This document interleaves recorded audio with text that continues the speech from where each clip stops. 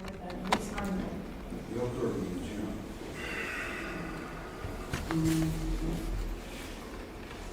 evening. I'll turn my mic on now.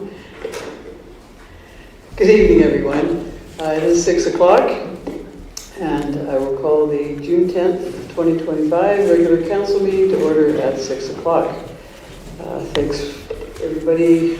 We have one of our favorite gallery members here again tonight. Welcome back. Our staff sergeant, but I'll introduce him in a minute. And I have on my right our acting CEO Amanda Riley and Community Services Director Nicole Asen. And on my left we have Jocelyn, the recording secretary, Militia, and Lisa, who always look after us over there for the live stream. So welcome everybody. I just introduced that so you know who's speaking when they speak, and we're always happy to have them speaking. So first item of business is the adoption of the agenda, and I don't believe we have any additions, Amanda? We do not. All right, so I need a motion to accept the agenda as presented. Councillor Badwick? Thank you, Mayor. I'll move to accept the agenda as presented. All right, I will call the vote. All in favor? That's carried. And tonight we're happy to welcome our Staff Sergeant and Detachment Commander Steve Brown from our Disbury Detachment. And Staff Sergeant Brown is presenting the fourth quarter report for the Disbury SMP Detachment, which runs April 1st to March 31st. So welcome, Staff Sergeant. Thank you for having me. And with that, I'll lead off. Yeah. No, where do you start, right? It's been one of those days. So for the municipal policing report for fourth quarter for 24-25, for our community priority number one, which is mental health and domestic violence, we had a number of domestic violence calls over that fourth quarter reporting period, but only one, fortunately, which resulted in somebody being charged. There were 10 mental health related files. 4 individuals were apprehended via a Form 10 or Statement of Peace Officer for apprehension, or through a physician's application for apprehension, which is common. For a drug enforcement priority, there were no drug seizures or charges laid with regards to drug investigations within the town of Didsbury in the fourth quarter. One investigation which did impact our resources was a month-long investigation led by our detachment with assistance from Airdrie Detachment Crime Reduction Team and federal support units, which resulted in the seizure of cannabis, marijuana, shatter, which is a derivative of cannabis, cocaine, and production equipment during a search warrant in Carstairs. The search warrant spanned over 2 days, resulting in the arrest of an adult male.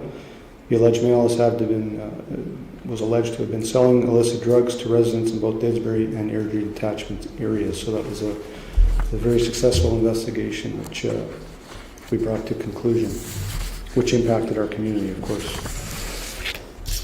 For our third priority, which is increased visibility within the community, detachment members issued 24 moving and non-moving violations under the Traffic Safety Act and averaged approximately 405 proactive patrols within the town during this quarter, with additional foot patrols and licensed premises checks under the AGLC.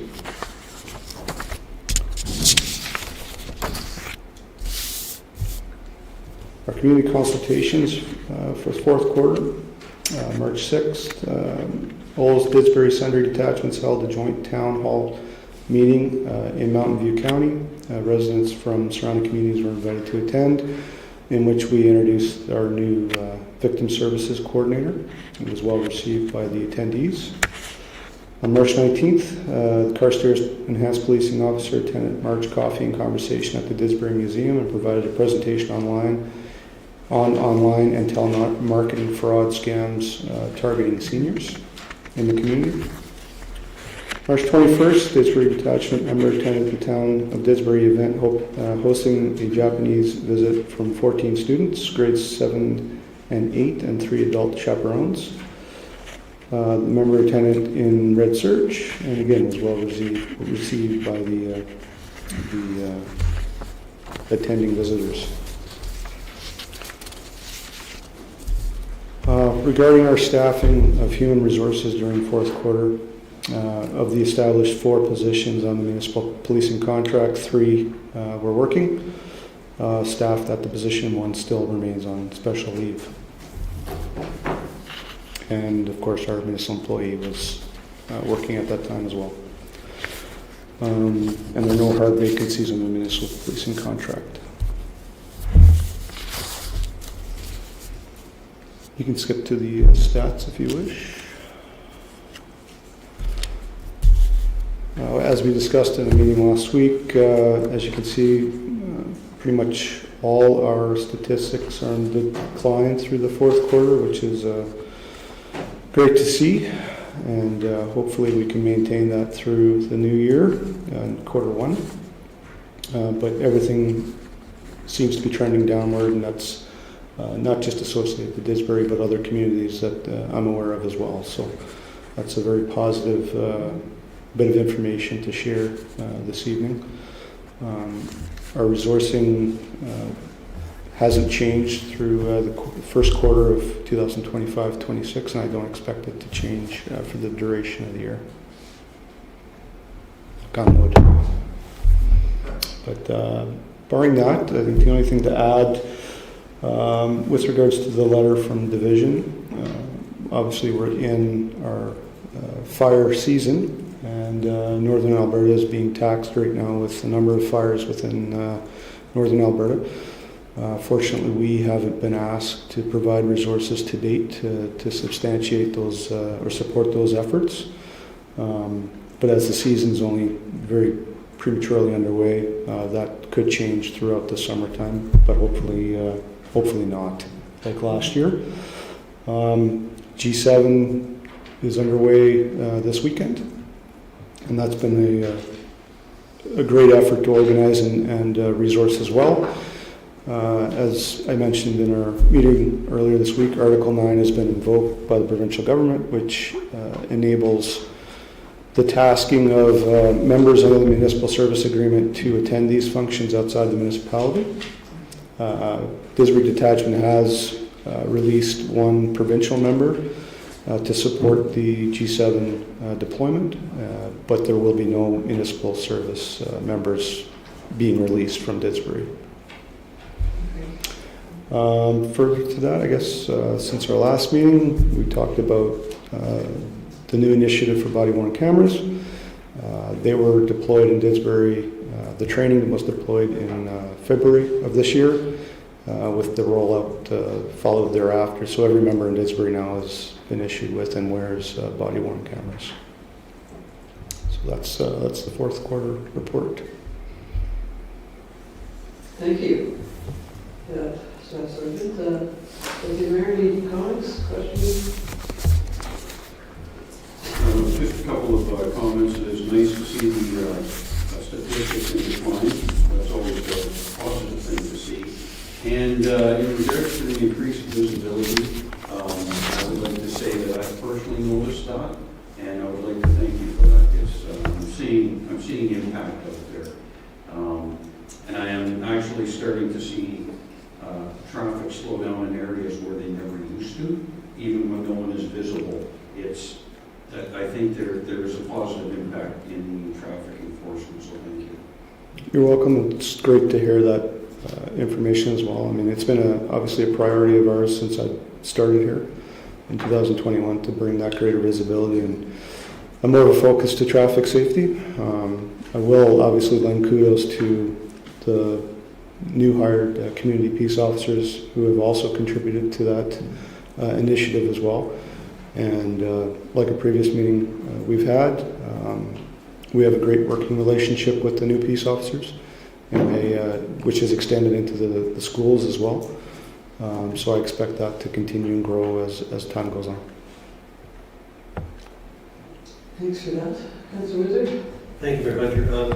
I will echo that as far as visibility is concerned. That I really appreciate seeing the officers and local municipal officers out there as well. You talked about a provincial member being assigned to the G7 summit that's going on right now. What kind of commitment is that? Like what length of time and how long are they out of our jurisdiction?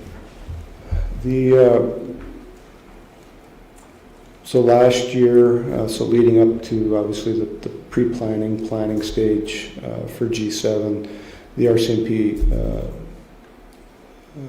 put in a leave restriction for all members across the country that, of course, prohibited any sort of leave unless it was authorized by the commanding officer for the division. And that was to ensure that all resources across the country were available for deployment for this operation. With respect to local commitments, that particular member is assigned to the crisis negotiation team, assigned to our critical deployment model, I guess, our emergency response team, and so on and so forth. So he deployed as a part of that team, not as a patrol support or in an operational phase for that. He deployed on Monday, and I expect him to be deployed for up to 2 weeks. Thank you. You're welcome. Thanks for that. Councillor Mazur? That's really loud. That's good. Thank you, Mayor. I'm just delighted with things and progressed positively with our detachment. And I have seen the vehicles in our area as well. So visibility is, to me, is very important because you're going to do something stupid, you're not going to do it with a police officer sitting in his car right next to you. Totally new range. But yeah, and to hear the stats the way they are, it's just getting better and better all the time, and that's so good to hear. Thank you for that. You're welcome. Councillor Moore? I would echo what the others said, but also having sat at the table with your member at the Japanese student in exchange, she was great, and it meant so much to the visitors to be able to take a picture with her and have her be so open to talking with them, and it was great. And also, it was nice to see members at Show and Shine, and again, interacting. Thank you. We, again, we always forget that, we're tasked with, responding to calls for service in the community and surrounding communities, and a part of that job that often gets missed is getting out and interacting with the community in a non, I guess, official capacity. So it's always nice to get out and mingle with residents and especially international students who are visiting. It's good to leave that image with them. So it was well received by that officer as well, and she quite enjoyed it. Thanks for that. And as we know, over the years, we've talked a lot about that community liaison position. And the reason I bring that up is because you talked about RCMP going into the schools with our CPOs now. Can you expand a little bit on that? What engagement happens? Or?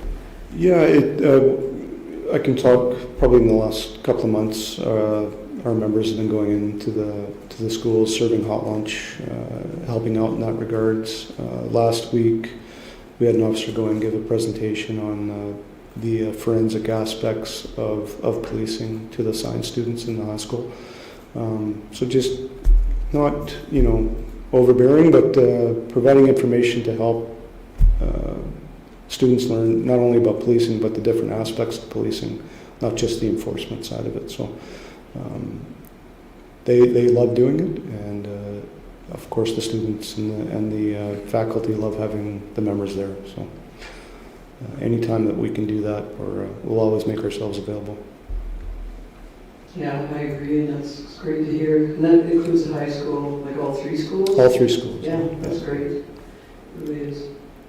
And again, trending down of all the stats, we talked a bit about that and how that trend has continued over the past year or so, and that's a good thing for all of our communities. And I don't even need to know why, I just think it's a great thing. Yeah. Knock on wood that it continues, and thank you for your, I guess, your approach to that with our city, with all your members, that everybody is paying attention and diligent, and everybody is being asked to move down the road towards the north and reflecting in our stats in Didsbury, which is good news for our citizens. So thank you, and I thank again Staff Sergeant Brown for all the work you do as our detachment commander and the positive outcomes we're seeing and negative numbers in the crime stats.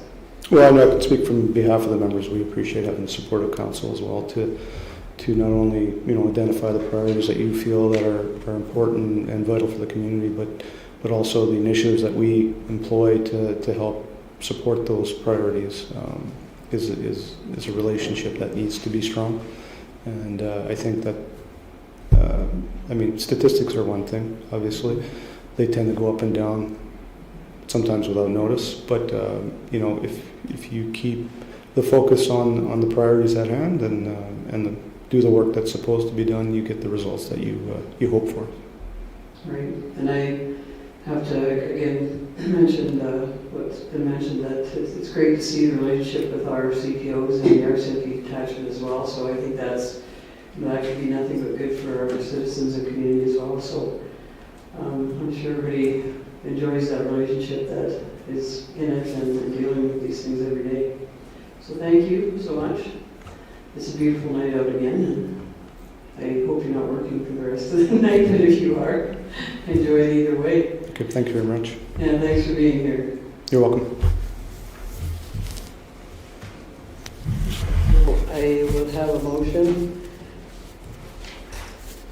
Deputy Mayor, do you have your hand up, everyone? Or just your pen?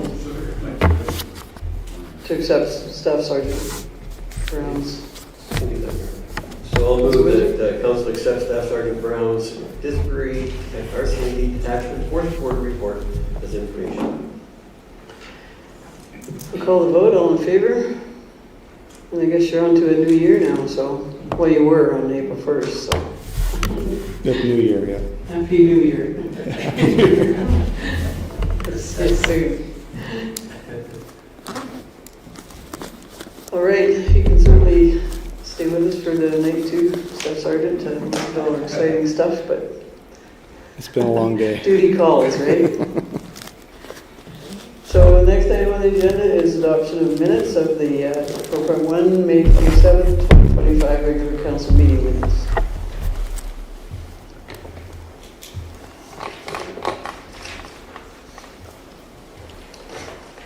Anybody read them? Want to comment on them? Make the motion, Councilor Windsor? Thank you, Mayor Hunter. I'll move the council adopt the May 27th, 2025 regular council meeting minutes as presented. Any comments on them? Good Deputy Mayor? Councilor Warren? All right, I'll call the vote. All in favor? That's carried. And Mayor Hunter, I'll move that council. Just a minute, I haven't introduced it yet. All right. I want to get through this. We have item 4.2, the May 29th, 2025 special council meeting minutes. All right. Councilor Windsor, do you want to make that motion? Sure, I'd be happy to make that motion, Mayor Hunter. I'll move the council adopt the May 29th, 2025 special council meeting minutes as presented. Any comments? All right, I'll call the vote. All in favor? That's carried. And the CEO report. Anything to add to that, Amanda? For tonight? I just want to clarify, we had the title of the document is May 27th. That was intended to say June 10th, so. All right. Thank you. Is the CAO report for tonight. Okay. But nothing to add, I thank thought you. maybe you were just really busy and just snuck that in there. No, it's different. We all know that. Thank you. Any comments, Councillor Moore? On the CEO report? Yes, just on the development permit report, on page 28, That hasn't come to MPC yet. That comes later this week, and the logo on it, some people are very excited about seeing that logo because it hasn't been announced. I'm just wondering about if we have a policy, or maybe should have, regarding if they haven't announced it yet, maybe to blank that out in the development report that comes to council. That just because the plan is definitely would need to come, but I'm not so sure that announcing what it is ahead of time is what they want, because they've been very secretive about it. So Anyway, it's, that's just up to whether or not that is, it should come before it's come to NBC as well. is there a question now? Yes, I did ask. Can you just phrase it so that I can direct it? Okay, the question was, because this hasn't come to NPC yet, is it appropriate that it is here before it comes to NPC, and that the logo of the business that's coming, which they haven't announced yet, is put in here, or should we maybe make a policy that it be blanked out? Amanda? Thank you. So first of all, the people who, my team who prepares this package for council agenda is also responsible for preparing the MPC agenda, which gets posted to the website on Friday before the MPC meeting. So MPC meeting is public, the agenda is, and that's why this can come in to council's agenda the week of the same meeting. Yeah. So, but if the role was reversed, no, we wouldn't post it beforehand. But MPC's agenda is currently available with the same information. Is that it? Yeah, I guess Okay. we can deal with the logo thing internally. All right. Councillor Bazard? Nothing? Councillor Windsor? Thank you, Mayor Hunter. Under on page 25 of the agenda, under the Occupational Health and Safety Proactive Inspection Program, there were some orders given for public works and protection services facilities.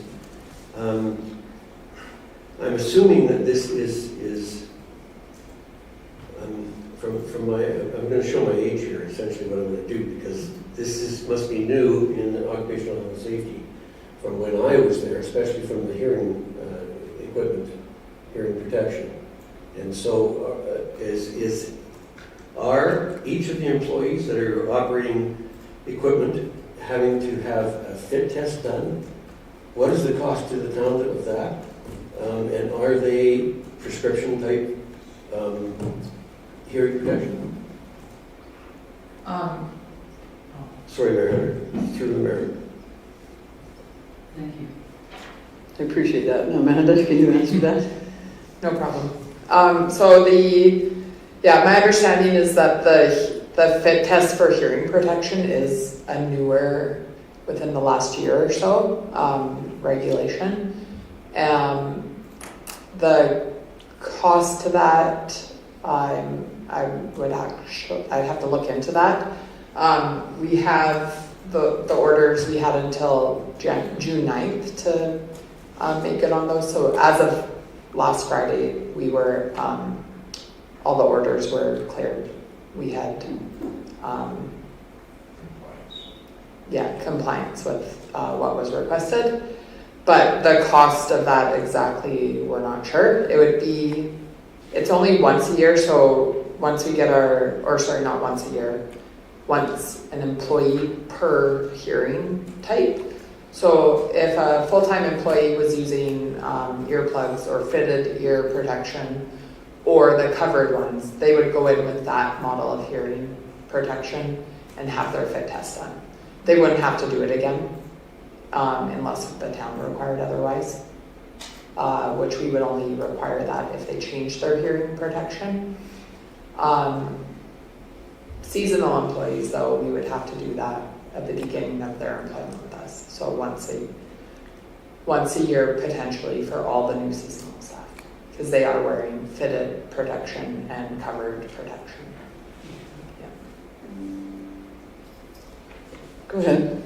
Just to follow up, Mayor Hunter, if I may, and that is there a workman's compensation implication associated with this? And is there, I guess, hearing testing being done through the course of an employee's employment to see if their hearing has been affected?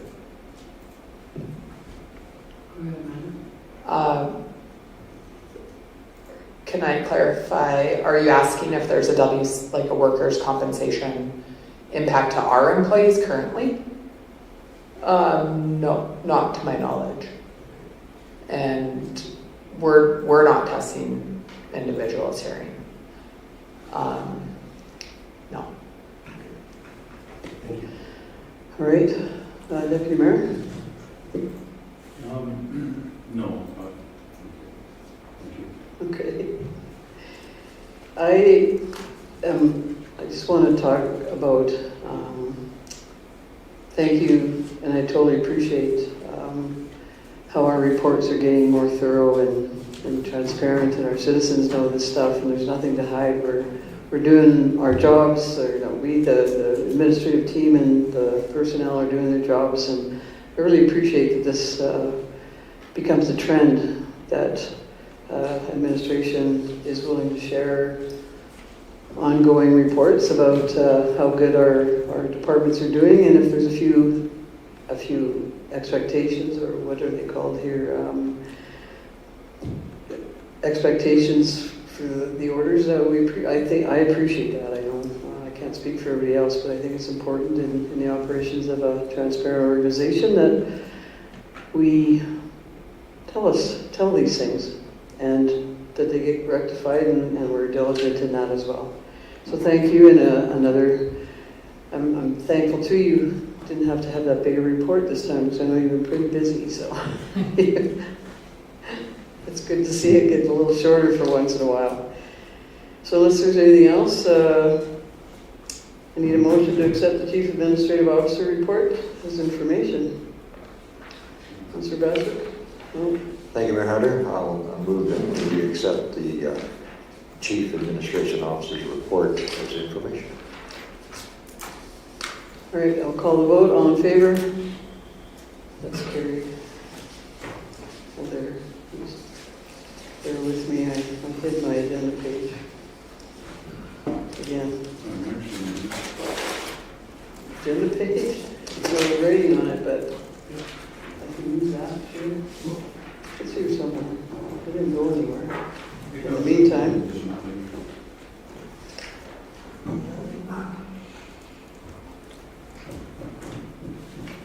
all right, we have bylaws and policies. Item 7 and 7.1 is bylaw 2025-11, social services rates and fees. Is there anything supplementary to speak to on this, Amanda, or it pretty much tells the story?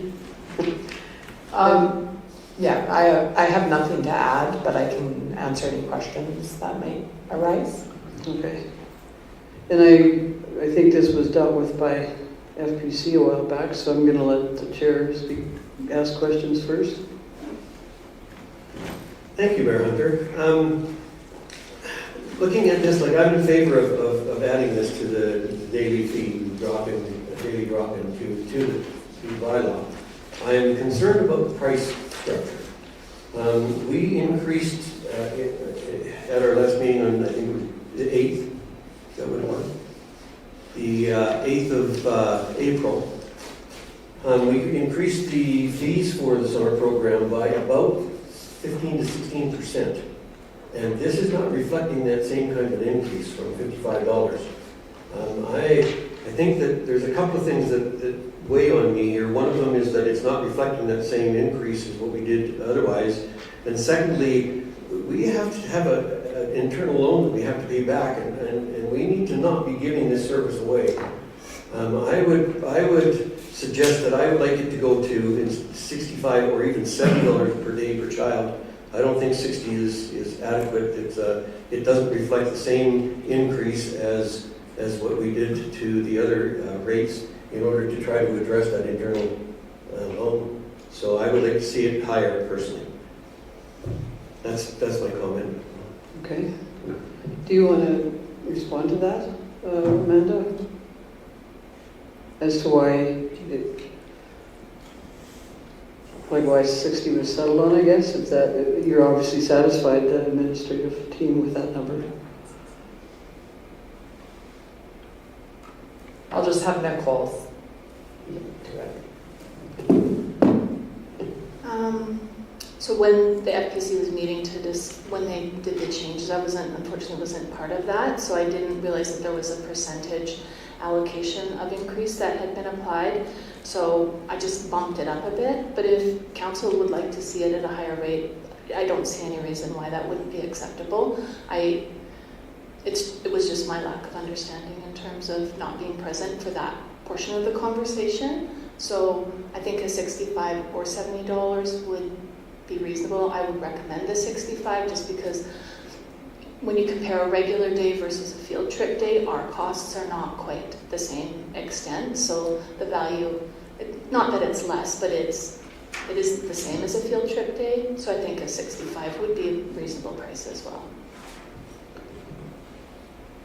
Thanks for that. Is that it, Yes, yes. Deputy Mayor?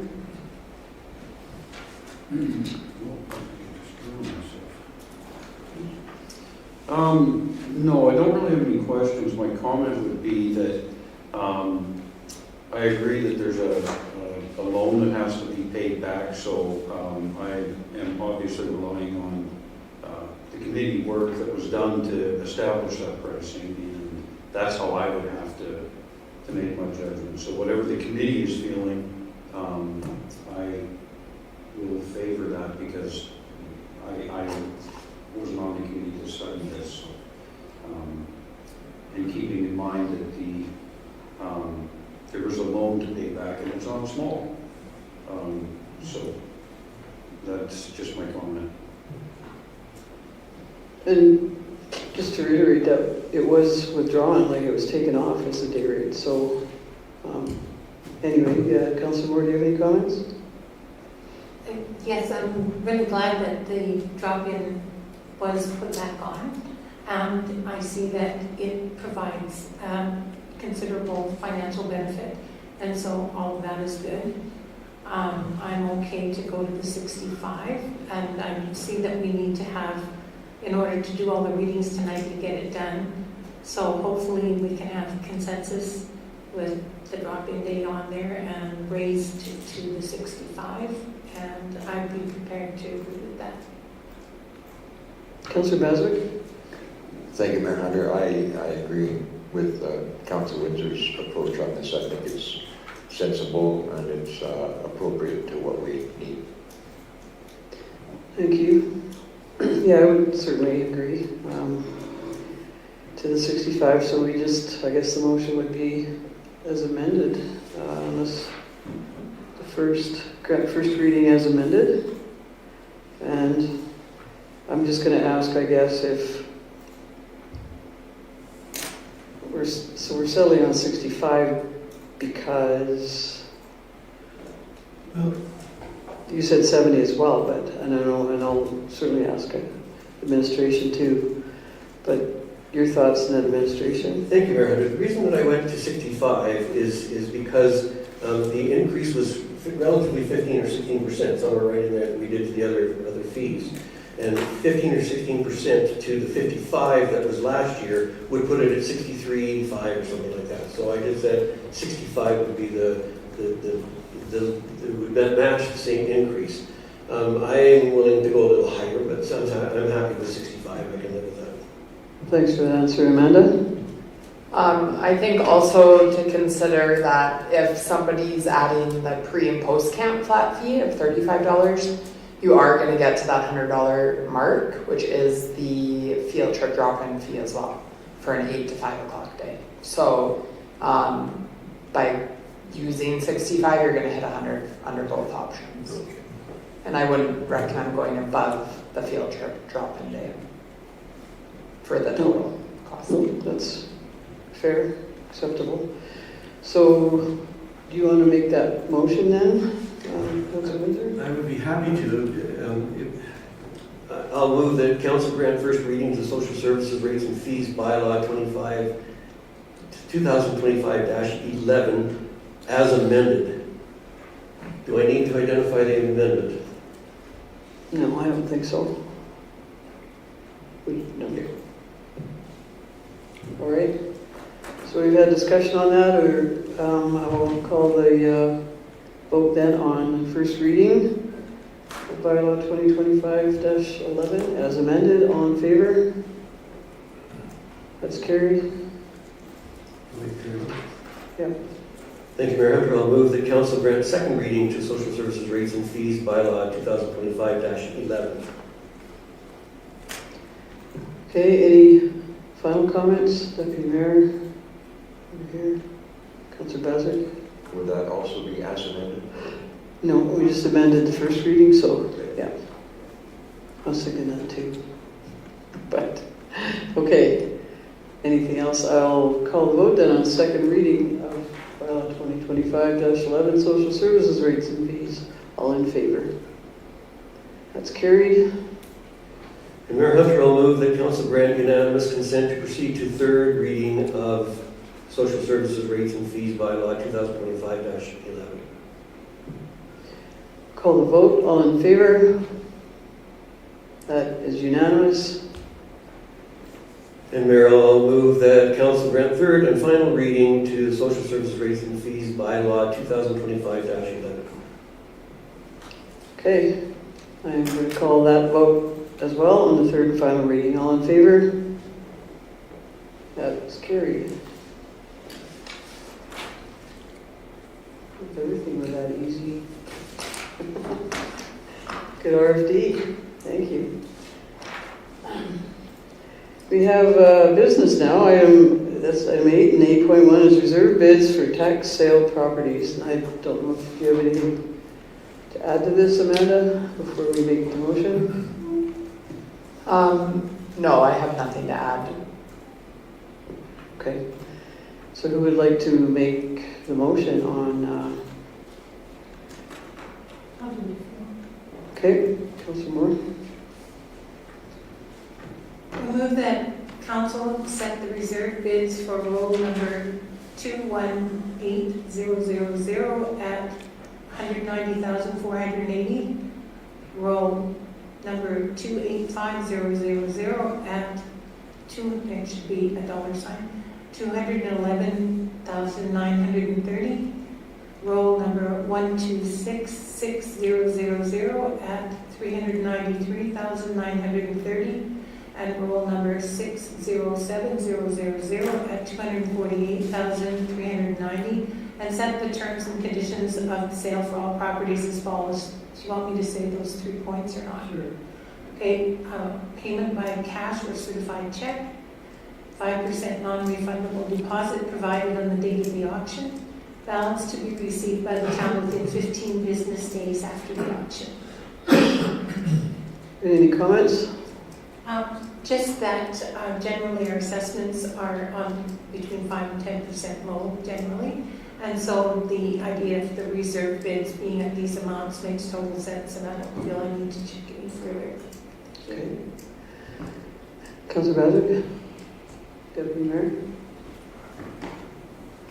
Thank you, Councillor Moore. That I was going to ask the question on how they were established, so you've answered that. Thank you.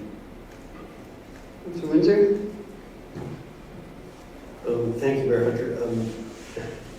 I would like confirmation that that's how the reserve bid was determined. Like how is it determined? Is it based on the assessment, or is it something else that's used? Amanda? Thank you. So this is using the assessment value that's currently available for the properties. We could go one step further and get an appraisal done on each property. That is sometimes difficult to have completed as you need access to the property.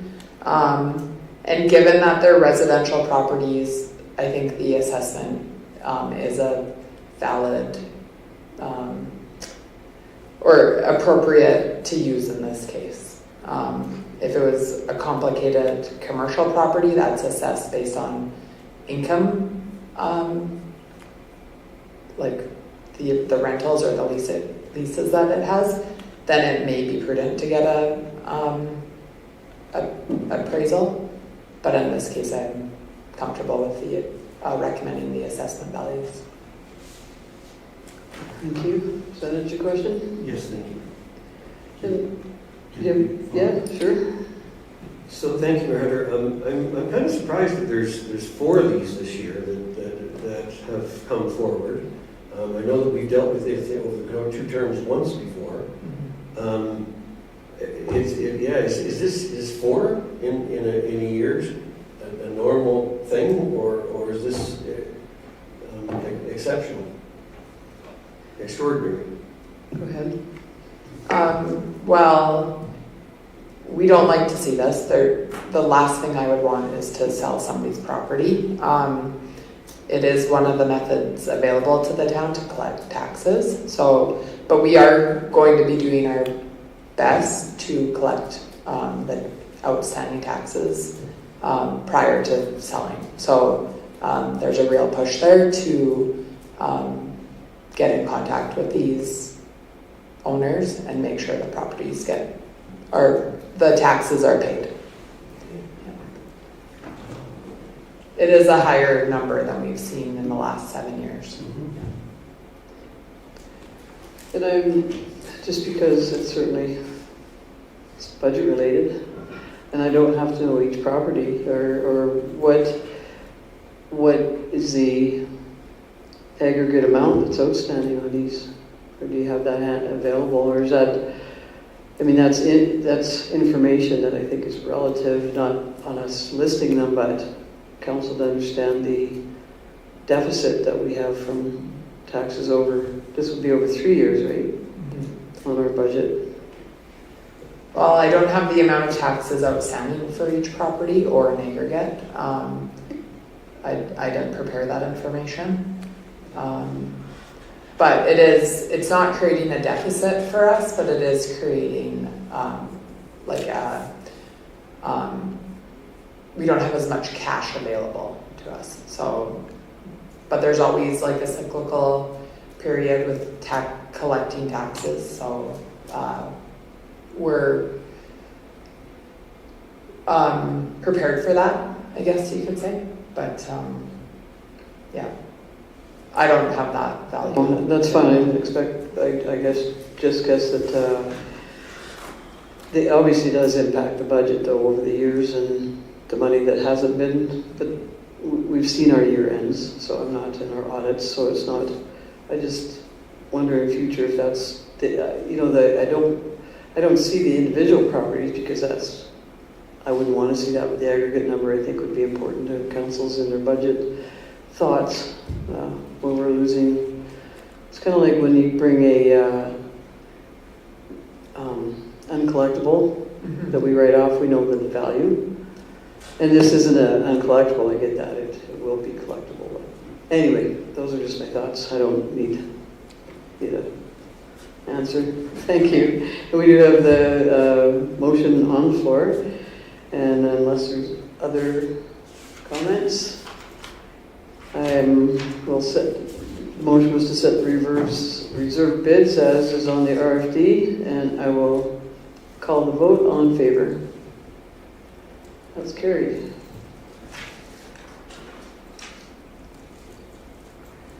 We have 8.2, community grant recommendations, and the chairperson of FPC is Councillor Windsor, who will highlight anything or add supplementary information. Thank you, Mayor Hunter. Council may recall that this has been a while since we saw this. And that was because we had some difficulty with determining what we should do with some of these applications. There was an awful lot that were just kind of like inadequate amount of information that was provided with them, given what we have seen in the past. So for several of them, we went back and said, okay, so we don't have enough information to make a decision here, so we're going to go back to these organizations and ask them exactly how they're going to be using these funds and how it's going to benefit the community. And so we got responses from most of the ones that we asked, and those that we didn't, we asked, administration asked more than once for some indication of how the funds were going to be used. As it turned out, some of them were not necessarily what had been originally in the application, that actually there was a good justification for the funding. Otherwise, an example was the softball that was wanting to use it for whatever operational purposes. And then when we asked them for more information, they came back and told us that it was for a second pitching unit. And so, what's it called? It's a pitching, yeah. A pitching machine. It's Pitching because the machine. club had grown so much. And so we got information back which assisted us in making some decisions and these recommendations. The other thing that we looked at was that there was a division between, or we tried to make a division between what was organizational, what was a sponsorship, and what was a facility request. And the reason we went that route is because in our policy we say 15% of the $30,000 that we set aside is going to be set for facility rentals and for breaks on rentals of the facility. So we tried to break that out as to who is asking for facility rentals, because if there were more asking for facility rentals than there was funds available, we were going to have to do some work on those numbers. So eventually this is what we came out to. The ones that we identified that we felt were ineligible are not in our community, and or they were put for utility costs. There's 2 organizations that we're waiting for further explanation from, and otherwise this is our recommendation from top to bottom of the committee for the community grant program this year. So you want to make the motion? Sure, if I can find it. I'll move to approve, the council approve the 2025 community grant applications as presented. Deputy Mayor? Councillor Moore? Just that there's a couple that are deferred. I'm assuming that that's because they don't have all the information that your committee wanted to have for their application. And then the Friends of the Didsbury Library, and I'm wondering, was there, if they knew that utility costs weren't eligible, I'm pretty sure they could do it for the rent that they pay, or they have all volunteers, and it certainly is a wonderful service for our community. I'm just disappointed that the food hampers and essentials for the community and Friends of the Didsbury Library have been left out. So that would be my only comment. Okay, Councillor Bazard? All right. I'm comfortable with this too, and there is information coming back still, we believe. So I will call the vote to approve the 2025 community grant applications as presented. All in favor? That's carried.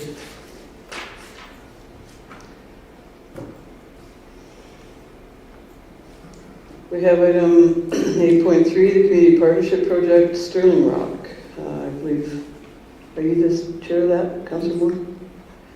Any highlights or supplementary information?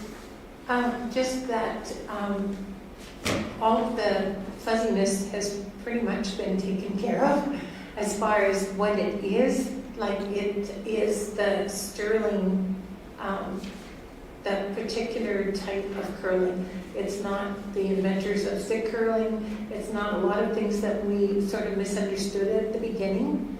And at this point, we have pretty much what we are going to get from them, and both the organization that is looking for it and administration is now looking at where it would be located, and they are looking at some different locations and what else is needed for costs. And so that being that is the only thing that's outstanding, and I think everyone understands that isn't going to be a quick thing, a quick turnaround. That's why the recommendation which administration asked us to bring forward is that and this doesn't have a timeline on it, so I'll make the motion that council direct administration to write a business case regarding the installation of a Sterling, did you want it to say structure or is monument okay? Okay, I think he'd like it to say structure in the town of Didsbury on municipal lands. So with that one word change. Anything else? Councillor Baswick? The only thing is that there's two components in my view of this, and that is, number one is they're looking for support of council, number one. And the follow-up after we do the initial costing, then it would be, is council interested in contributing to the project? Those are the two things that I see. Thank you. Thank you. Councillor Windsor? Thank you, Mayor Hunter. I'm assuming that this is coming from the committee, so I'm going to ask the committee. You're bringing this forward knowing that you're in non-compliance with our policy?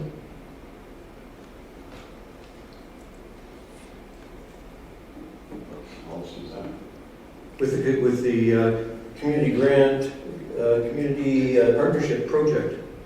The community project policy. So maybe you expand on what? Well, according to the policy, it's the individual bringing the project forward that has to do the business case, not the town of Didsbury. Not our administration tying up their time. It's supposed to be, it says right in the policy that it's the proponent of this that brings it to the community that does the business case. I'm not in favor at all of having our community, our administration do this business case. It's up to the proponent of this project to bring it to council that complies with our policy. So again, I'll ask, you're bringing this recommendation forward knowing you're in non-compliance with our policy. Is that correct? I disagree, if I can. And Go ahead. And the reason I disagree is that the developers of this project have come forth with the business plan as far as costs go, and they can't possibly know what the cost is going to be, land available, what the town's going to do when if the town decides to put this in a campground, for example, they have to know what it's going to cost to make that space available, that type of thing. The originator can't even possibly come up with those kind of numbers. That's why it goes to administration. They've complied with their part, which is given us a budget of how much it's going to cost. But as far as the location and any costs related to the location, administration has to come forward with that information. Following that, I guess they would put that in the business plan. But it's out of their realm to work with what it is. It's under the administration's purview right now in order to say, this is where you can do it, and this is how much it's going to cost us. And then the town, again, council is going to say, whoa, we don't want to spend that kind of money on the preparation of the site. But I believe it's totally administrative thing, because the applicant has complied with the business side of it. It's going to cost this much. This is what it's going to look like. That's basically it. Sorry. Councillor Moore? Yeah, I just want to point out that it's not regarding the cost of the monument, structure. The motion is the business case regarding the installation, and on municipal lands it would be town of Didsbury that would be guiding and determining the installation. So that's what we're talking about here. And that's all. And if Nicole might want to have more to say about that, but as far as I'm concerned, they talked about installation, about where it would be and what it would entail, and that's the part that is missing. So that's what the motion is. So I'll defer to Nicole later after, I think the committee, it's committee's discussion and recommendations. So we'll stick with that for now. Are you done? Or you have more? I guess I still have clarification, because if you look at the bylaw right there, In the application phase 2, it says that applicants would be required to develop a comprehensive business case for their project. It's not the town. It says right there. They've done that. No, I don't think they have. Well, they don't know what the cost is. Okay, just a minute. I'll call for responses in a minute. That wasn't a question, it was just a, Yeah, I'm just saying, the policy's right there. anything else? Pardon me? Anything else, Not right now, thank you. Deputy Mayor?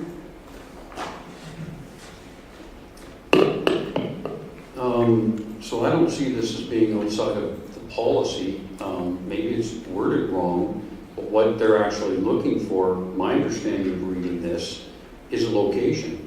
So they've come up with a conceptual design, they've costed the materials, the painting, the construction of it, and now they're saying, we would like to place it in town. Where can we place it? I believe that's what is being asked for. That may not be what we call a business case.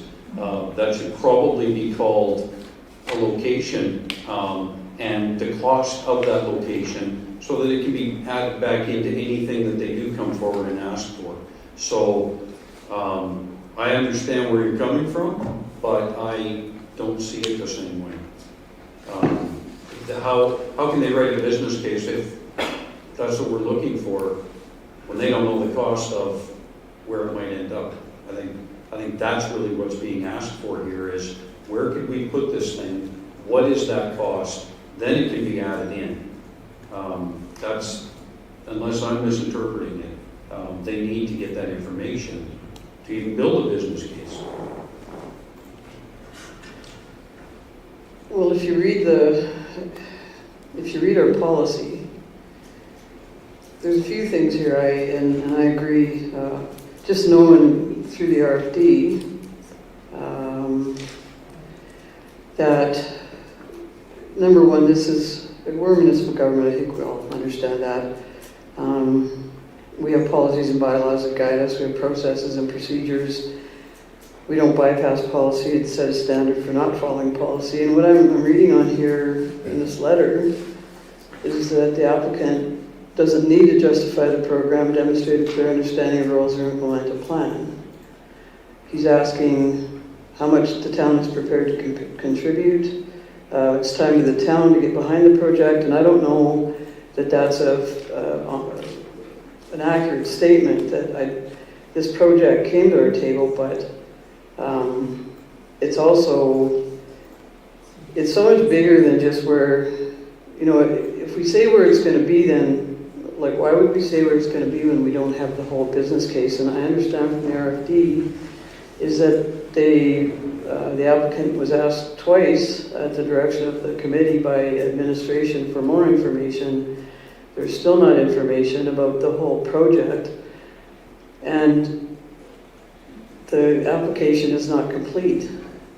So once an application is complete, that in phase one, I guess, where did phase one? I'm interested in phase one too, and I'm sitting here with this project wondering how it became council's issue.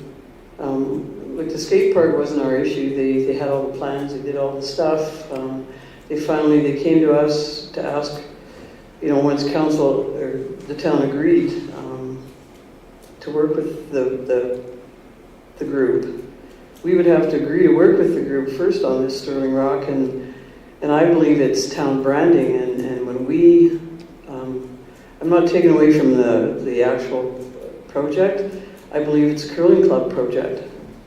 And I believe it should be on the north side of the curling rink, because that's where the people would see it, that is relative to the pride in the curling club having this structure there. So when I read the letter, I don't know how this happened when we can't get information back. The application is not complete. I don't know that we even finished phase one before we get to phase two, which is a budget phase.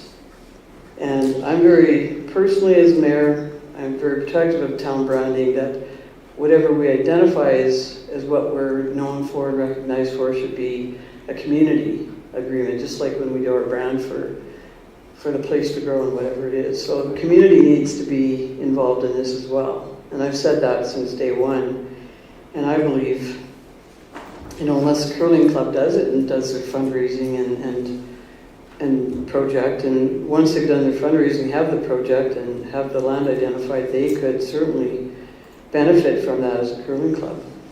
And I would certainly 100% endorse that. So I don't agree that our staff should be doing any work on this as well until we have that application complete.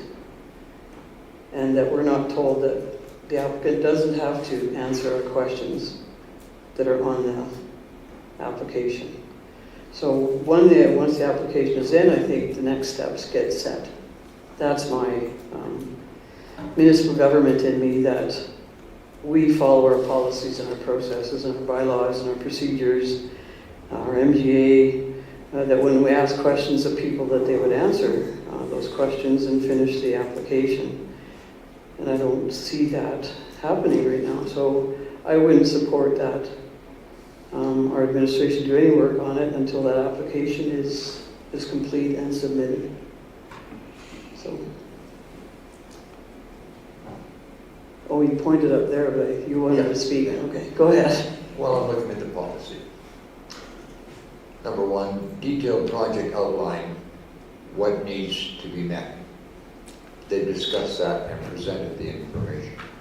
Identification of potential issues and proposed solutions. The issue they come up with only is two things: location, support from council. So that's been answered. Impact on residents' quality of life as a result of the project. There's support from anybody I've talked to of enduring Didsbury entrepreneurs who developed this, which turned it to be a national sport. So there you got that covered. How is it supported through the current town of Didsbury mandate and planning documents? I see a red tape ball up here that's going to delay things.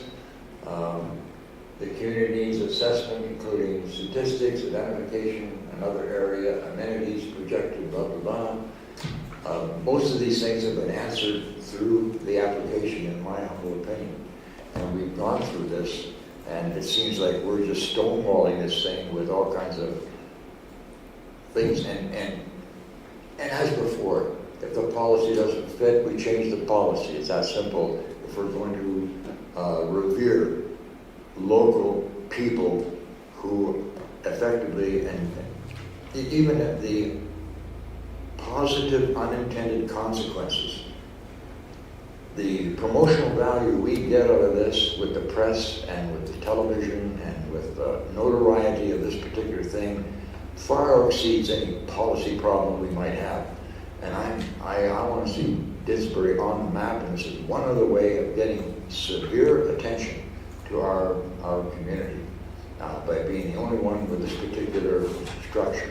So it's either that or we make it a bumblebee. You know, you want a Disney statue instead of something meaningful. That's the way I look at it, and I'm in full support of this. Always have been. I think it's, and the public are interested in it. So I think we should make our best effort to move forward with this particular project. Thank you.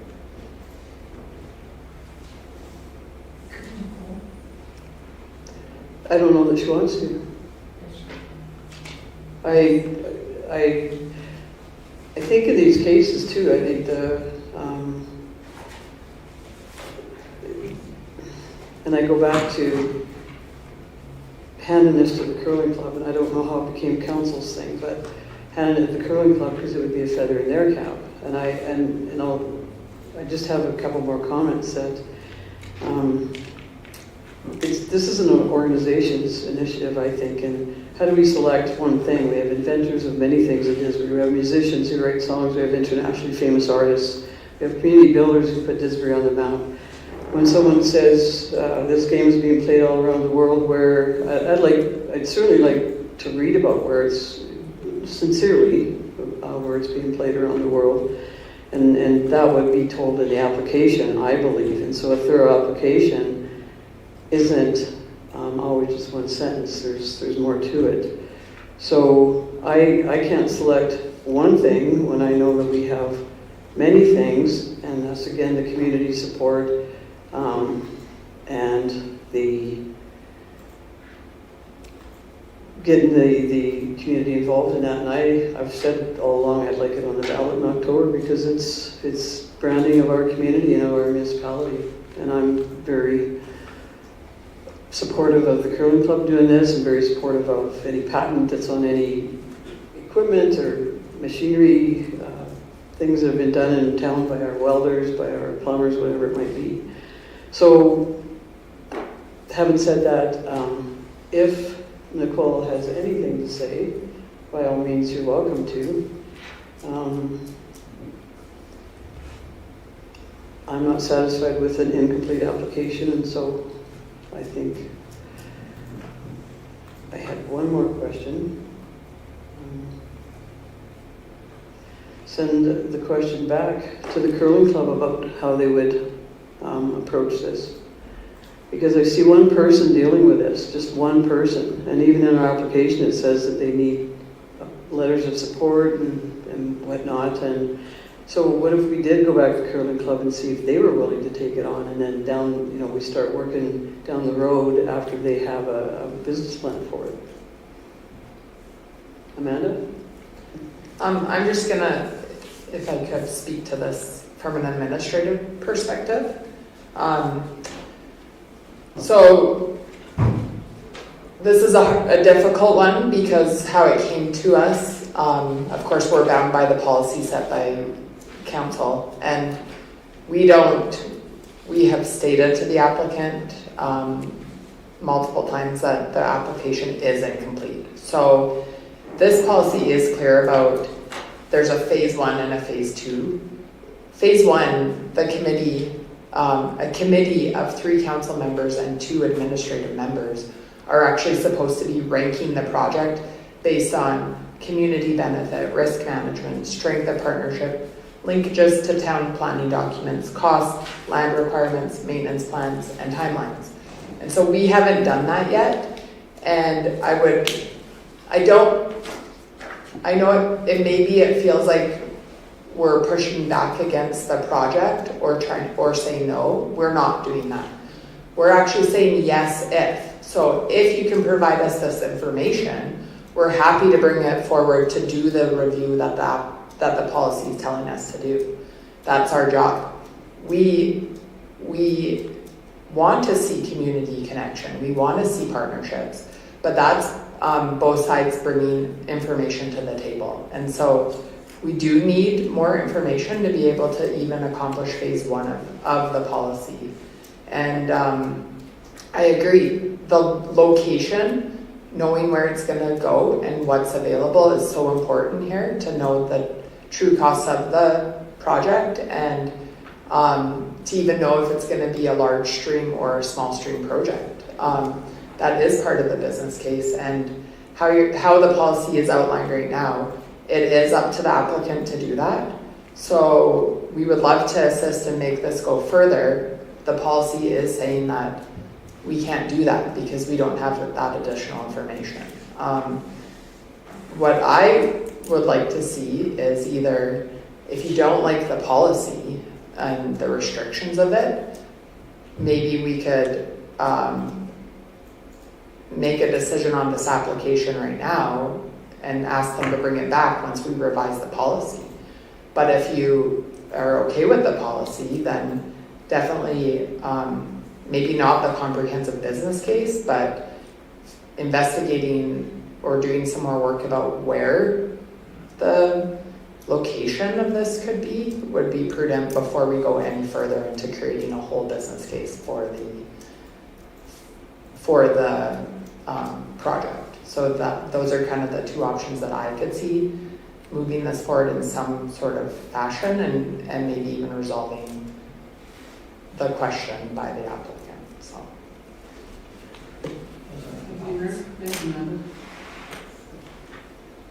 So a couple of issues. In the policy, and most or every policy we've ever written will have an unintended consequence. You said that they need 3 counselors and 2 administrative. Well, we can't meet 3 counselors because that's quorum. Right. So we can't even abide by that policy because we're creating quorum. So our policy is flawed under our circumstances. And so no matter what the applicant does, we can't even accommodate it. I think, I don't know how the skate park came about. I don't know how land was chosen, how that, if it was given to them, like I wasn't on council at that time, I didn't follow it that closely. I want to see this applicant be able to pursue his vision. I never want to deny anyone that. So I think what I would like to see is that some recommendations come back from the committee or go to the committee to help the applicant get the information they require. That's, I don't want to be the hindrance of stopping that. And one of the biggest objects I see right now is where's it going to go? We're not obviously trying to decide tonight if we're putting it up. We're not trying to make a decision if we're even accepting it. We're just trying to get this person's application through. And I would like to see at least their application come through. Council can decide at that point if they are in favor of it or not, but we're not even there yet. And we can't even follow our own policy. We can't provide what our policy says we have to provide. So we've red taped this to death, and we have to come up with some sort of solution to at least get the applicant in, I guess. And so that's what I would like to see come out of this is what is it the applicant needs? And we can't provide the 3 council members to meet the policy requirement. Councillor Windsor? Thank you, Mayor Hunter. I guess I'd like through the chair to ask administration, have they communicated to the project leader here what is missing, what it needs to complete the application? Amanda? Yes, we've been in communications with the applicant and expressed what information would help us move this forward. It's actually outlined in the RFD too, some of the questions that we had requested.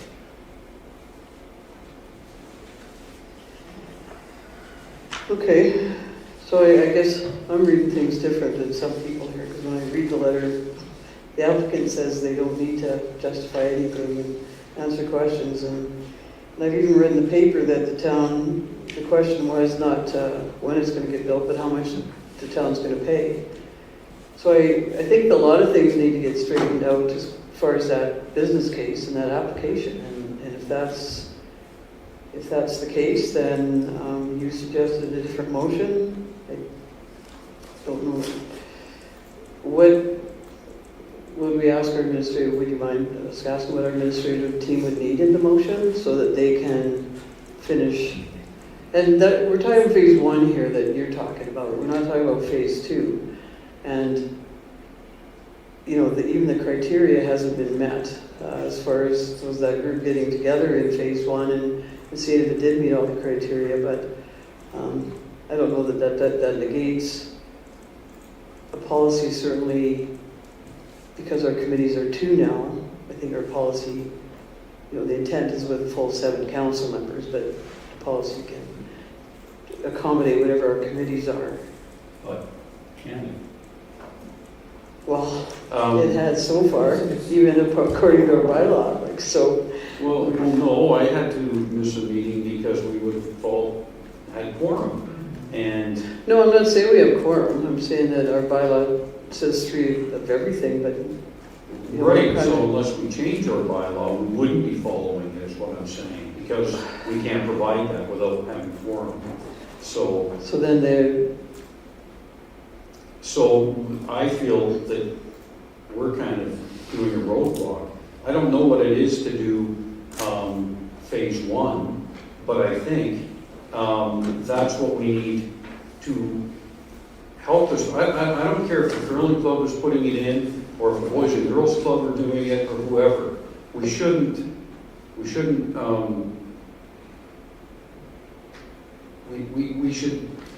should attempt to make it easy for an applicant to get an application in. That's the point I'm making. I don't care what it's for. Not even this in particular. Anyone trying to get in an application. So maybe the committee needs to have this person attend a committee meeting and go through and help them identify. Maybe there could just be a misunderstanding. But I'm trying to come to a resolve here so that an applicant can get an application in. And what is it they need, and are we blocking it, or are we, is our policy, because this is such a unique ask, is our policy having an unintended consequence? Phase 2 covers what the committee can do, and once it's our administrative team's job to deal with the applicant. And we've set that standard a long time ago, the delegations don't go to committees.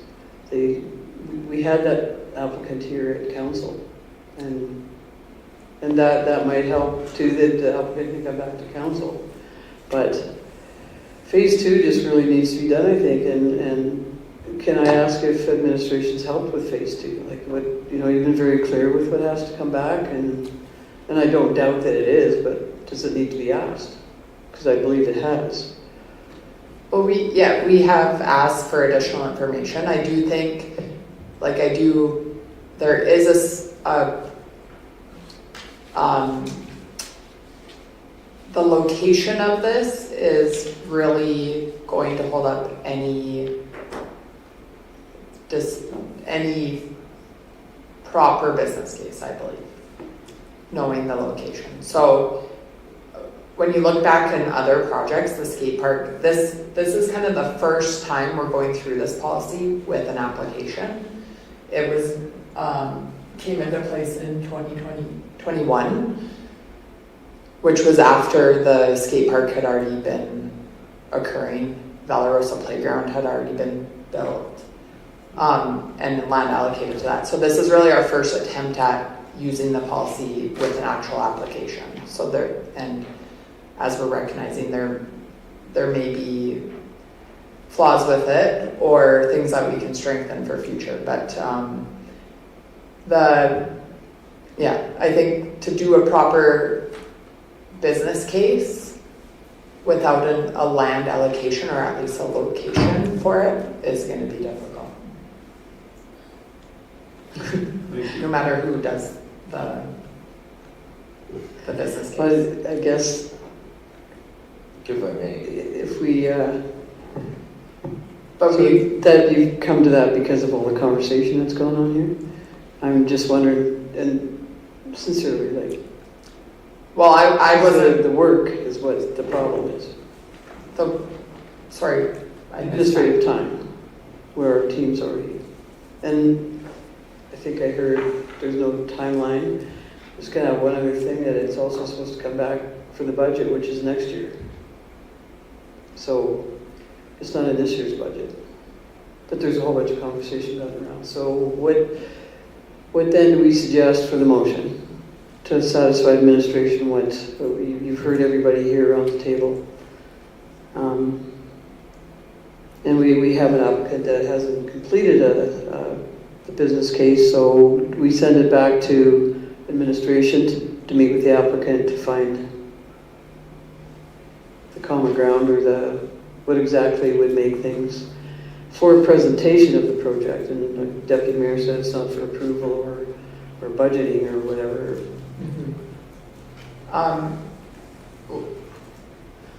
There's a few questions there. So the budget, we're not even aware that there is a budget component for the town at this point.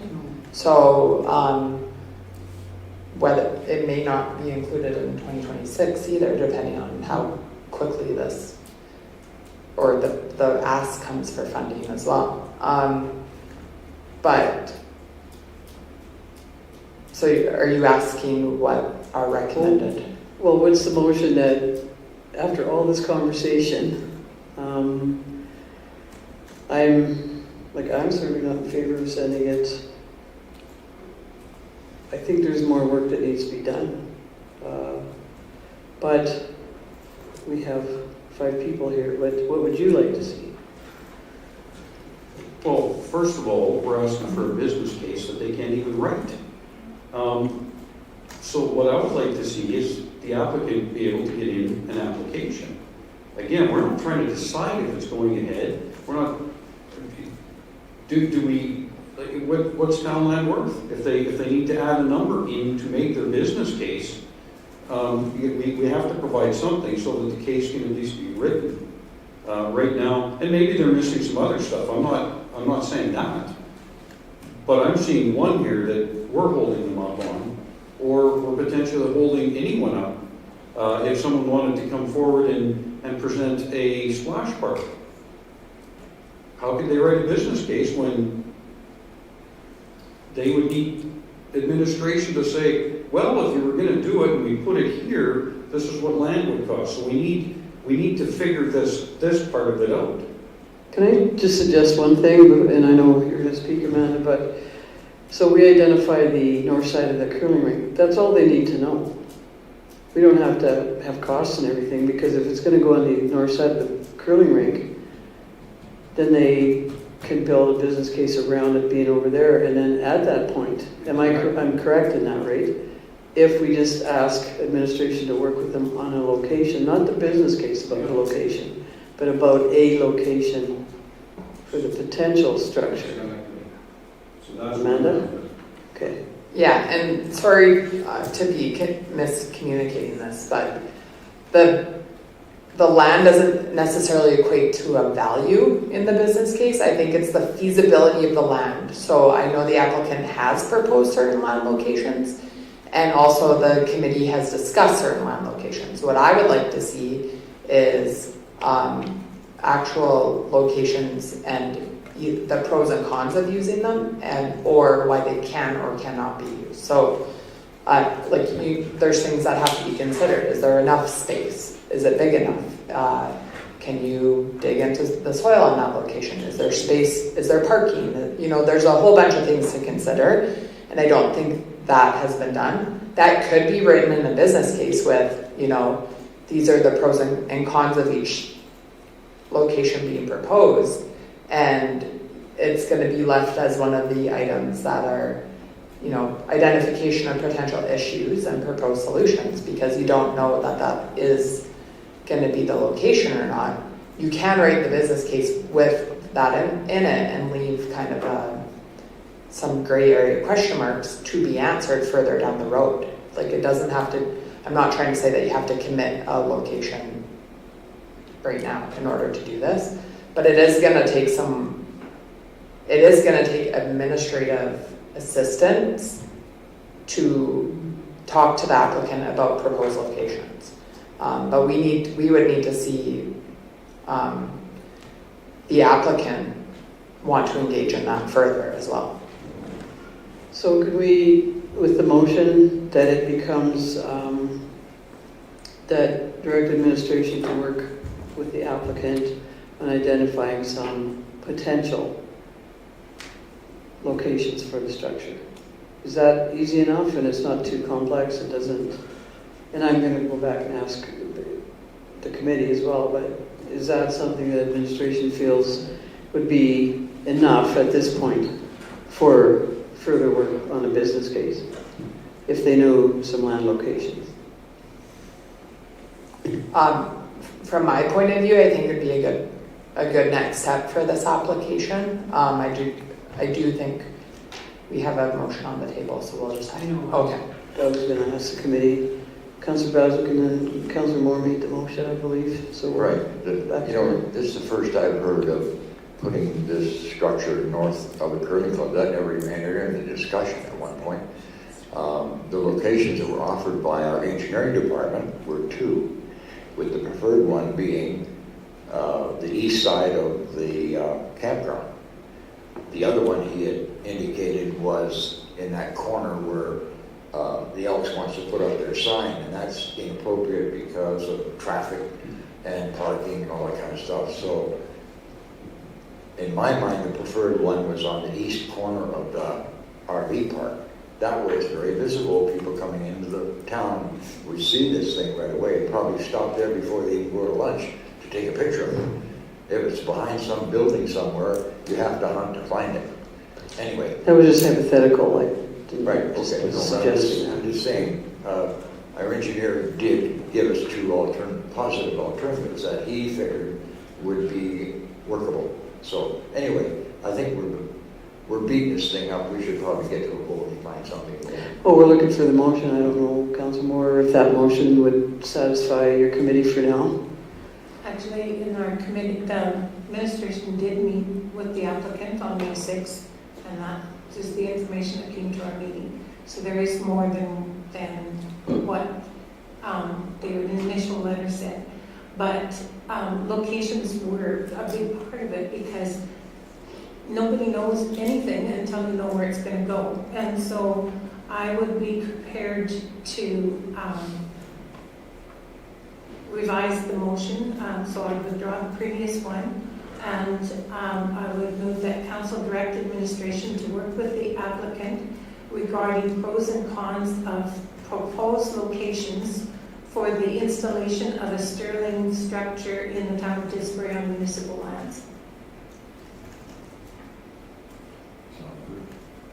Because we need to know, basically the pros and cons are the things about how much room, what it's going to cost, if it's an appropriate place to put it. Those are the things that the applicant cannot know, and that our engineering department already has looked into to some point and have some information that they did share with us in the meeting, which is why the recommendation was to go further into the investigation of that.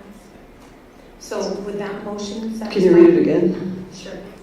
I move that council direct administration to work with the applicant regarding the pros and cons of proposed locations for the installation of a Sterling structure in the town of Didsbury on municipal lands.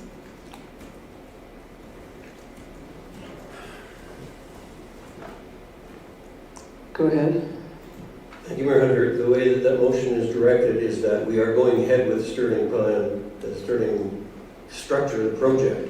It's just a matter of identifying the land. So it has to be proposed land that for a potential. It has to be a potential. All right, I'll change proposed to potential.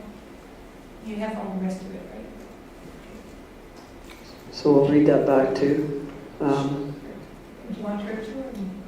You go ahead, sure. Yeah, is it 3? Move that council move to direct administration to work with the applicant regarding pros and cons of potential locations for the installation of a Sterling structure in the town of Didsbury on municipal lands. It's still saying that we're going to go ahead with the Sterling project. I think it's It has to be, the potential has to be with regard to the Sterling structure. Potential installation, I think, not potential.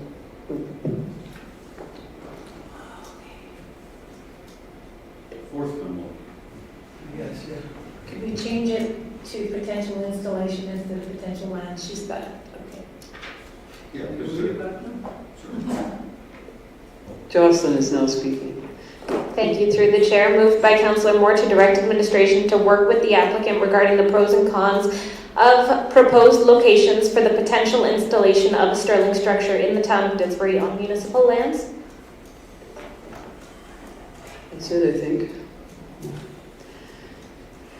All right. Call the vote. All in favor? That's carried.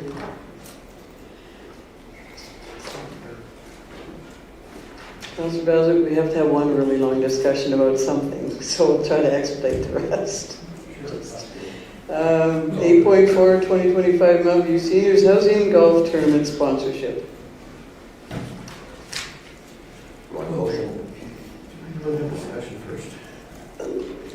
Yeah, they've changed up some sponsorships here, so interesting that they've changed up sponsorships, because the one we had last year doesn't have the, and no dinner. So you have to buy your dinner, I think. Got $2,000 run rate. That's what it reads like to me. So you wish motion? Can we trade in our drink tickets for dinner?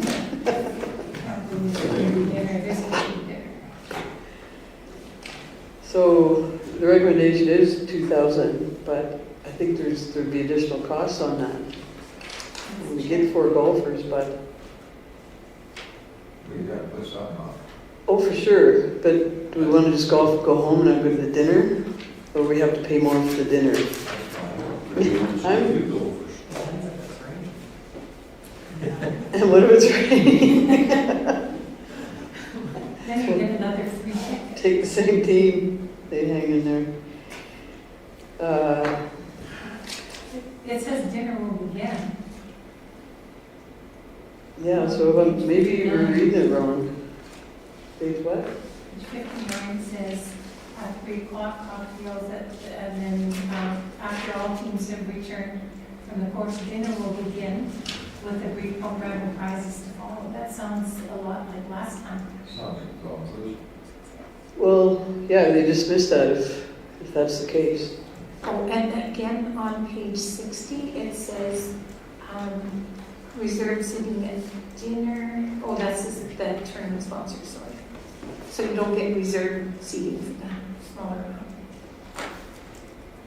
The other option is to enter 4 golfers for $1,000. So you're saying if you don't get dinner, you don't want to go in? Oh, no, but if you enter as individual golf, like it's a team of 4, Right. just, you get dinner.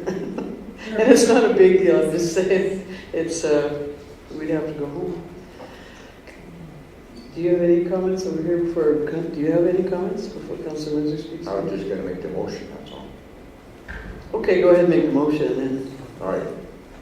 I move to approve sponsorship to the Mountain View Seniors Housing 15th Annual Golf Classic as a team sponsor for $2,000 to be funded from the Council Public Relations budget line. okay. And any, Councilor Moore, anything on No, thank you. that? Okay. I'll volunteer, so I won't. So you want me to golf? I don't care who golfs. Okay. Hey, Mayor. No, I don't want to golf. Oh, I do want to golf, I can't golf. okay. That's the issue. Anything else? Mayor, the sponsor, the golf tournament isn't until the 11th of September. So why couldn't we delay this for 2 weeks? Find out if that team sponsorship actually includes the dinner? Not that important. And then make a decision after that? Because there are other options that we could look at. They also have dinner sponsors, so others are paying. And there's lunch sponsors, there's dinner sponsors, there's individual golfers, like, yeah, the 1,500 one, you get dinner. The 2,000 one, you don't. So I think- This is weird, so like, and they did away with our silver sponsorship, so, like, I just think that we could check into that and see if it's included. If it's not till September 11th, we've got lots of time. Yeah, I don't mind the motion tonight, and if It's important. It's a sponsorship. yeah, so we'll look into it, but I think there's a motion on the table, and I don't see any dissent other than that question. We can get that question answered. I found a golf ball on my lawn today, which I'll contribute to anybody who needs one. How would it get over there? I have no idea. Wow, it wasn't mine. A crow moved right by. Yeah. Could be, or Okay, I'm going to call the vote on the $2,000 sponsorship. That is not even silver. It's a team sponsor. Call the vote, all in favor? Opposed? That's carried. Okay, we have 8.5, the Minister's Award, Service Level Committee recommendation. Councillor Moore? Yes, I made this motion way back when, and I was excited actually to have our budget process and presentation go to the Minister's Awards. I still want that to happen, but because our CFO is also our CAO and it's one more thing she'd have to do, I'm thinking that this is not the right year to do it when we have so many other things on her plate. So although I still am incredibly impressed looking at our statements and our budget presentation compared to others with the incredible, exceptional budget presentations and exhaustive explanations and information that are included in ours.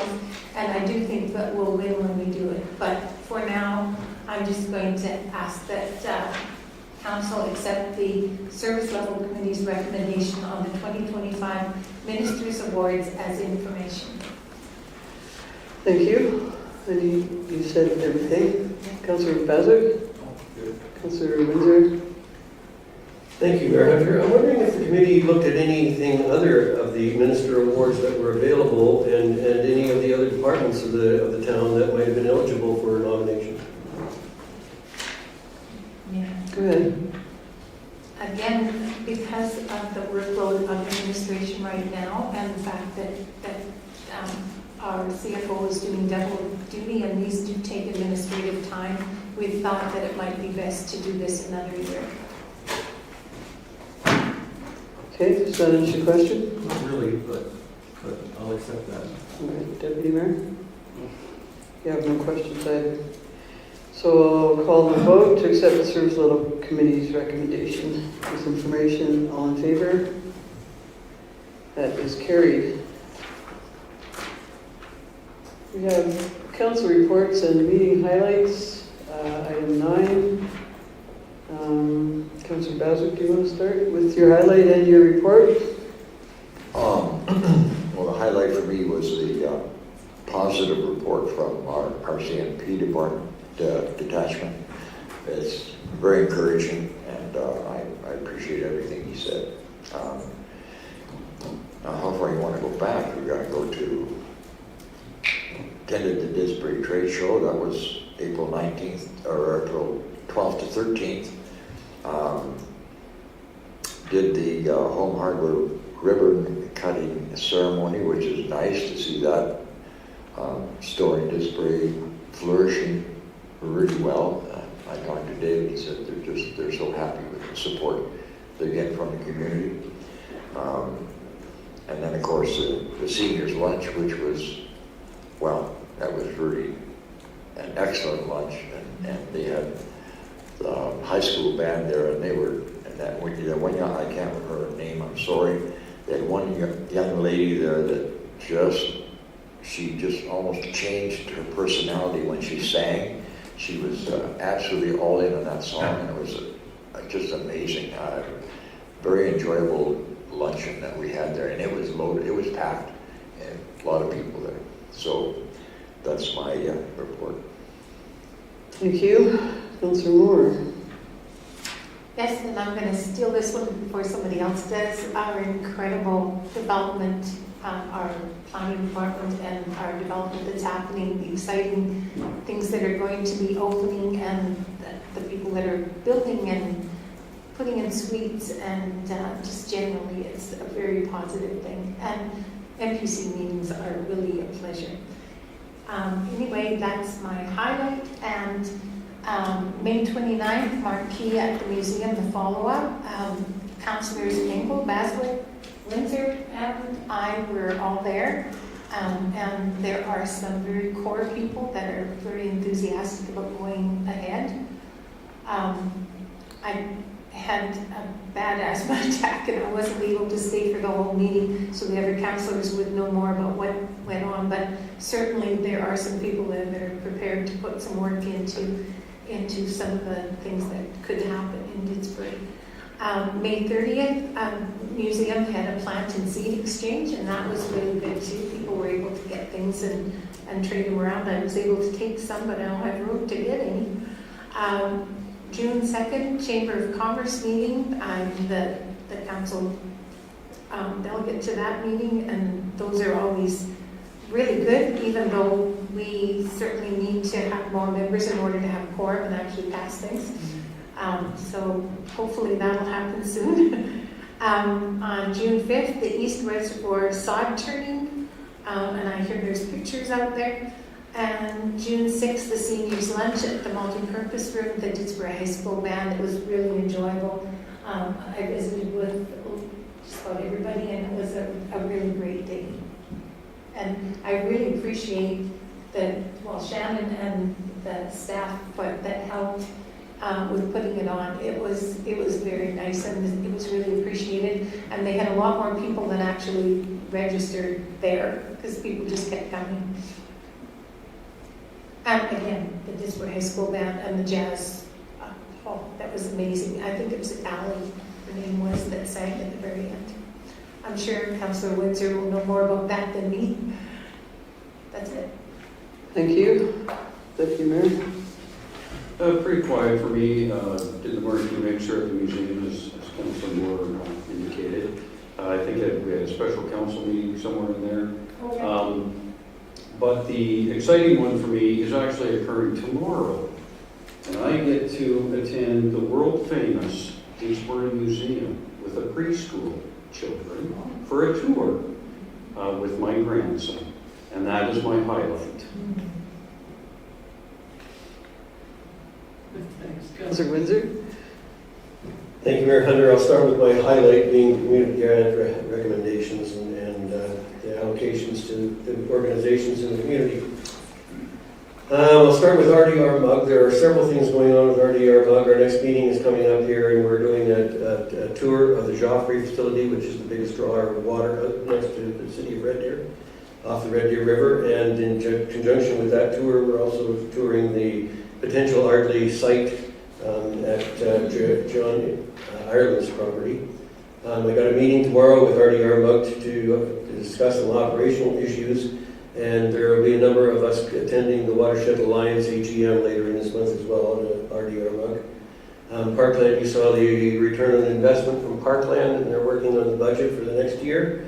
The Water Commission, I went on a tour with Craig and Mayor Hunter, and looked at some of the facilities around the water for the town of Didsbury. One of the things that we are asking for is some information from the commission that I'm hoping to receive tomorrow at the meeting. There's some information requested regarding the actual valving and how the pipes all tie in with regard to Didsbury, and there's the supply to the potable system in Didsbury, and hopefully I'll have that for our next report. And in addition to that, I have requested an in-depth reserves report, which we are a long time waiting for. And that's my report. Thank you, Mayor Hunter. Thank you, everyone. I think my highlight will probably be that we are going to name a high school scholarship recipient tonight. I know we haven't done that yet, but I always look forward to that every year. And thanks to the applicants. No seat, no hit. I don't know if it says how many. Anyway, thanks to Alicia for this list that I asked her. Council attended some of the things, and other ones were on mayor on behalf of council. So I really enjoyed my visit to Rossford Elementary grade 3 presentation. They have so many more questions than I would imagine grade 3s to have about being the mayor, but it was really a great morning. We stayed an hour, afternoon I guess it was, we stayed for an hour. Alicia made an amazing PowerPoint for me, and she's really looking after council very well, I have to tell everybody. So the work she's doing for me, I love all the, like we did a PowerPoint, she did a PowerPoint for the mayor's breakfast with the chamber, and then again to the grade 3s, and I must thank her publicly for that because I really appreciate it. And really good, working for our council. The only two things not on here, I had a mid-sized town mayor's meeting on May 15th. I might have mentioned that at the May 27th meeting, but I sent the key messages out in the external package that you guys can read. Just we always highlight some key messages. Coming up, the Mayors and Reeves of Central Alberta meet, and I just found that out today on June 19th. And I think everybody is invited to also attend the Discover Disbury night, but we won't be sitting at a booth. If we're there, we'll just be wandering around, mingling and snooping around, seeing what's going on. So I think we all are aware that we are welcome or invited to that, and part of that being a town event that we can meet and chat with a lot of people. So other than that, that is what's going on. Lots going on with CAPE, but I'll write a thorough report for the next meeting before the end of June, because it's lots going on with CAPE right now. It's busy. Yeah, please. I move the council accept council reports as information. Okay, any other comments? Call the vote, all in favor? That is carried. So we have a question period. Item 11, I see, I don't think we have any. It's not listed there. It says Oh, I'm sorry, we do have correspondence, that's my fault. I did read that, yes. I did read the correspondence, but I follow mine. Yes, please. I move that council accept the correspondence for June 10th, 2025 as information. Okay, any comments, questions on the correspondence? Other than the fact that we're very appreciative that our government's given our money back, paying for things that they need to pay for in our municipalities. So I'll call the vote, all in favor? That's carried. And now we can have question period. Mr. Quantz, do you have something to tell us or some question to ask? Please come on up. State your name and you don't need your address. My name is Norm Quantz, and my address? No. People used to tell us their address. Oh, okay, We know your Didsbury. Norm Quantz, Didsbury. I was just going to leave it, but I thought, and speak to the committee concerning the curling structure that has been talked about. And but I wanted to make one statement. I'm excited about it. I would like to have input, and was wondering who is the best person to give that input to. So that's a question.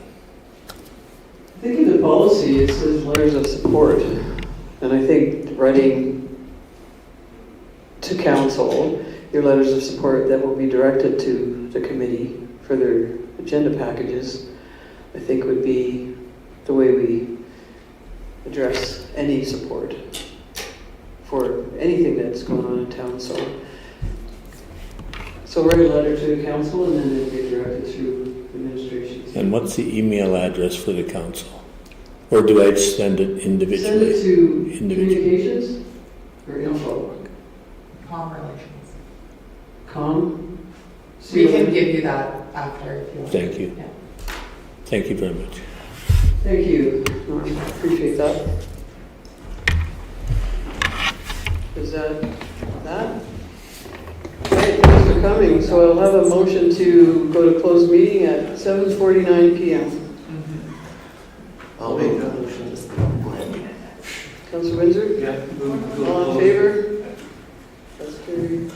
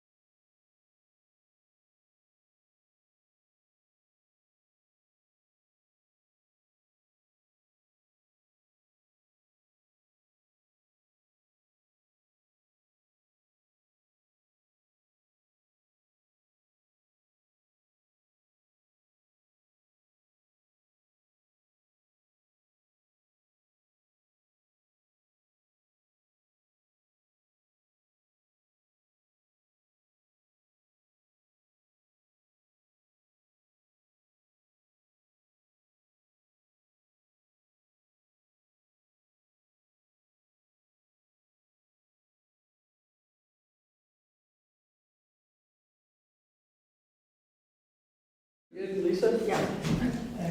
You were here for the Liberals. Awesome. You were right.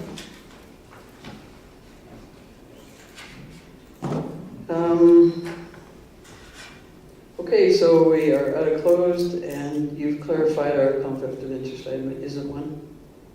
Correct. Okay. Correct. Do you want me to go through that? No, okay. So what would you go through? Oh, just like section of the act Yeah.